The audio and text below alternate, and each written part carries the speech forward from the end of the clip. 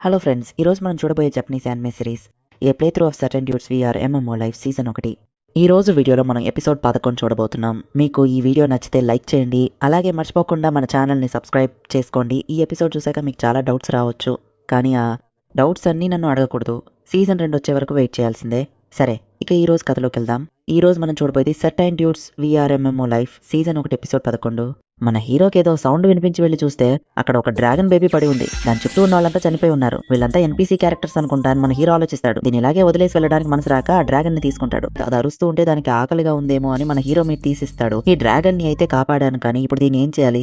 Town కి తీసుకెళ్తే అందరూ నన్నే చూస్తారు. ఫెయిరీ కింగ్డమ్ కి వెళ్ళిన వాళ్ళు డ్రాగన్ ని చూసి ప్రాబ్లం అవుతుంది, నేను ఇక్కడికి వచ్చిన విషయాన్ని చెక్ చేస్తాడు. సరే, దీనికి ఫుడ్ పెట్టి ముందు నేను తింటాను అని చెప్పి మన హీరో దానికి మీట్ ఇచ్చి తను వండుకుని తింటాడు. మన హీరో వండిన ఫుడ్ స్మెల్ చూసి మన హీరో తినకముందే ఆ డ్రాగన్ వచ్చి మన హీరో ఫుడ్ ని అడుగుతుంది. ఇది ఇంత చిన్నగా ఉండి మొత్తం ఫుడ్ ని ఖాళీ చేసేసింది అని మన హీరో చూస్తాడు. ఇది ఇంతలా తింటుందని నేను ఎక్స్పెక్ట్ చేయలేదు, ఏదేమైనా ఇది కూడా ఉండటం కొంచెం మంచిదే అని మన హీరో ఆలోచించి ఇప్పుడు క్వీన్ ని పిలుస్తాడు. నాకు ప్రపోజ్ చేయబోతున్నారా అని తను అడగ్గా, లేదు క్వీన్ ఒక ప్రాబ్లం అని మన హీరో ఆ డ్రాగన్ చూపించగానే తను షాక్ అవుతుంది. మన హీరో కూడా జరిగినదంతా చెప్తాడు. ఇది రెడ్ డ్రాగన్ కాబట్టి పెద్ద ప్రాబ్లమే. వైల్డ్ డ్రాగన్స్ తమ పవర్స్ ని కంట్రోల్ చేసుకోలేకపోవడం వల్లే చాలా గొడవలు జరిగాయని క్వీన్ చెప్తుంది. వైల్డ్ డ్రాగన్ అంటే అది డిఫరెంట్ డ్రాగన్ అని మన హీరో అడుగుతాడు.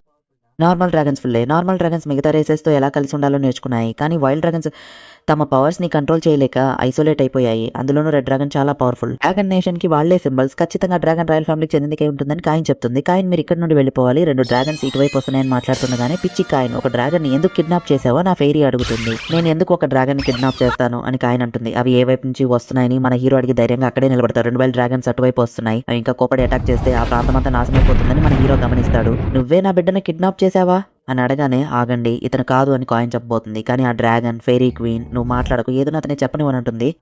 హ్యూమన్ చైల్డ్ సమాధానం చెప్పని అడుగుతాయి. నేను మీ బిడ్డను కిడ్నాప్ చేయలేదు, కిడ్నాప్ చేసిన వాళ్ళందరూ చనిపోయారు. నేను అనుకోకుండా దీన్ని చూసి జాగ్రత్తగా చూసుకున్నాను అంతే, ఇదే నిజమని మన హీరో చెప్తాడు. సరే, నీ ధైర్యాన్ని మెచ్చుకుంటున్నాను, నా బిడ్డను నా దగ్గరకు తీసుకురా నా డ్రాగన్ చెప్తుంది. కాయిన్, ఆ డ్రాగన్ బేబీ ఇద్దరు బాధపడతారు. నాకేం కాదు, కంగారు పడక నేను మన హీరో ఆ డ్రాగన్ ఇచ్చేస్తాడు. నిజానికి ఈ డ్రాగన్ టెలిపతి ద్వారానే మాట్లాడుతుంది. ఆ తల్లి డ్రాగన్ తన బిడ్డను చూసి, నన్ను క్షమించు హ్యూమన్ చైల్డ్, నా బిడ్డ మెమరీస్ అన్ని చూశాను అని అంటుంది. నువ్వు చెప్పిందంతా నిజమే, నువ్వు దానికి ఆహారం ఇచ్చి బాగా చూసుకున్నావు, నేను నిన్ను అనుమానించాను, క్షమించు, నీకేం కావాలో కోరుకో అని ఆ డ్రాగన్ అడుగుతుంది. అప్పుడు మన హీరో ఫెయిరీ కాయిన్ కానీ ఫెయిరీ కింగ్డమ్ కానీ ఇందులో ఎలాంటి సంబంధం లేదు అని చెప్తాడు. అంతేకాకుండా ఈ రోజు మనం ఇలా కలిసిన విషయాన్ని మీరు మర్చిపోండి మన హీరో అంటాడు. నీకు రివార్డ్ ఏమి వద్దా, కేవలం మనం కలవనట్టు అనుకుంటే సరిపోతుందా అని అడిగినప్పుడు, నాకు ప్రశాంతమైన జీవితం కావాలి, ఎక్కువ మంది అటెన్షన్ నాకు అవసరం లేదు అని మన హీరో చెప్తాడు.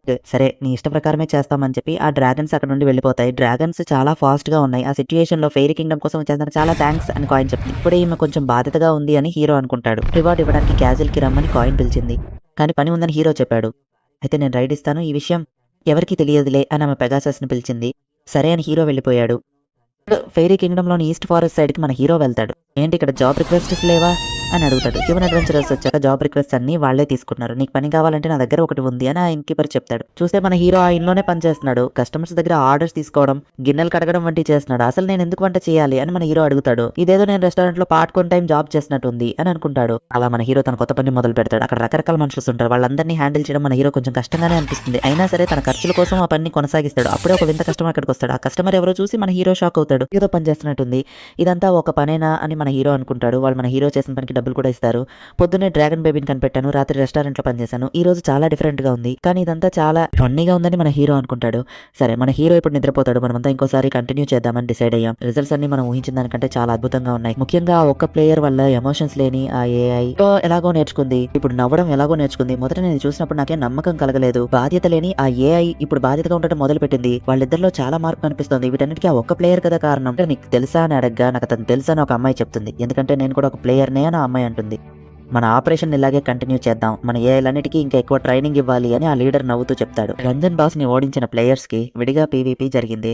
అందులో సిల్వర్ విన్ అయ్యాడని నోటిఫికేషన్ వస్తుంది. ఈ గేమ్ లోకి వచ్చాక ఇప్పుడు నేను చాలా రిలాక్స్డ్ గా ఉన్నాను. వచ్చినప్పటి నుండి చాలా పాపులర్ అయ్యి అందరి అటెన్షన్ గేమ్ మీదే ఉండేది, కానీ ఇప్పుడే నేను ఫ్రీగా ఉండగలుగుతున్నాను. నేను చిన్నప్పుడు ఎప్పుడూ ఆడుకుంటూ ఉండేదాన్ని, కానీ ఎప్పుడైతే పెద్దదానయ్యానో అప్పటి నుండి లైఫ్ లో చాలా బిజీ అయిపోయానో. అట్లీస్ట్ ఈ గేమ్ లోకి వచ్చే కొంచెం సేపు మాత్రమే నేను రిలాక్స్గా ఉండగలుగుతున్నాను. ఇక్కడ చేసే పనులు రియల్ వరల్డ్లో నేను చేయలేను. అయినా నేను ఎందుకు ఎమోషనల్ అయ్యి కళ్ళనీళ్ళు పెట్టుకుంటున్నాను అని మన హీరో అక్కడ నుండి లేచి వెళ్ళిపోతాడు. ఇక్కడ ఫ్రెండ్స్ లా ఉండేవాళ్ళు అని మన హీరో గుర్తు చేసుకుంటున్నాడు. నీ దగ్గరే నేను కొంచెం ఓవర్గా వెళ్తున్నాను, పద్ధతిగా నడుచుకోవాలి అని మన హీరో అనుకుంటాడు. కానీ క్వీన్ మన హీరోని పిలిపించింది. ఎందుకు ఇంత అర్జెంట్గా నన్ను పిలిపించి బయటకు పంపించావు అని మన హీరో అడగ్గా, బహుశా నేను చూడకుండా మిస్ అవుతున్నావేమో అని క్వీన్ కామెడీ చేస్తుంది. మీరు ఎవరు అని మన హీరో అడగ్గా, క్వీన్ నన్ను ఇంట్రడ్యూస్ చేస్తుంది అనుకున్నాను, సరే నేనే చేసుకుంటాను. నేను గ్రీన్ డ్రాగన్ ని వైల్డ్ డ్రాగన్స్ లోనే గాలిని కంట్రోల్ చేయగలిగే డ్రాగన్ అని చెప్పగానే వైల్డ్ డ్రాగన్స్ మిగతా వాళ్ళతో కాంటాక్ట్ అవ్వరు కదా అని హీరో అడుగుతాడు. మేము ప్యాసింజర్స్ గా మిగతా వాళ్ళకి సర్వ్ చేయడానికి హ్యూమన్ ఫామ్ లో ఉన్న కొంతమంది డ్రాగన్స్ అక్కడ ఉన్నామని చెప్పనా, సరే ఇక్కడికి ఎందుకు వచ్చారు, ఆ రోజు ఏమి జరిగినట్టు అందరూ ఒప్పుకున్నారు కదా అని మన హీరో అడగబోగా, కానీ ఆ యంగ్ లేడీ తిరిగి కింగ్డమ్ కి వచ్చినప్పటి నుండి పెద్ద ప్రాబ్లం అయింది.